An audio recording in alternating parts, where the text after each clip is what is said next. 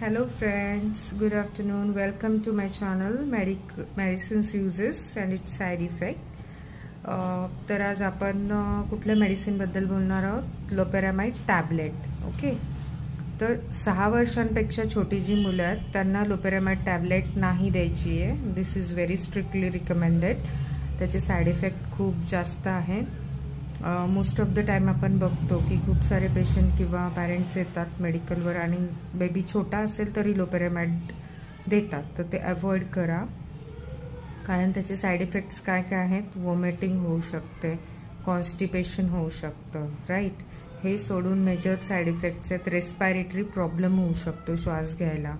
then अजून heart related पण problem होऊ शकतात जर तुम्ही तुमच्या बेबीला, म्हणजे जो 6 वर्षापेक्षा कमी आहे, आणि जर तुम्ही त्याला टॅबलेट फॉर्ममध्ये ती लोपेरामाइड देत असाल